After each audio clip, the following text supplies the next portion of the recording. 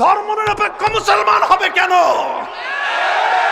ধর্মনিরপেক্ষ হিন্দু হতে পারে, ধর্মনিরপেক্ষ বৌদ্ধ হতে পারে, ধর্মনিরপেক্ষ খ্রিস্টান হতে পারে, ধর্মনিরপেক্ষ ইহুদি হতে পারে, কারণ ওই সকল ধর্মগুলোর কাছে আধুনিক যুগের রাষ্ট্র ব্যবস্থা পরিচালনার ব্যবস্থা নাই, আধুনিক যুগের রাজনীতির বিধান নাই, আধুনিক যুগের ব্যাংকিং ব্যবস্থা নাই, আধুনিক যুগের রাষ্ট্রীয় বাজেট প্রণয়ন করার কোনো সামর্থ্য তাদের কাছে নাই।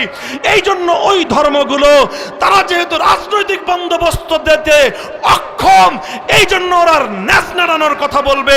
মুসলমানের কাছে কোরআন আছে, মুসলমানের কাছে নবীর আদর্শ আছে, মুসলমানদের কাছে সর্বশ্রেষ্ঠ রাজনৈতিক বন্দোবস্ত আছে, মুসলমানদের কাছে আল্লাহর দেওয়া জীবন ব্যবস্থা, আল্লাহর দেওয়া রাষ্ট্র ব্যবস্থা আছে।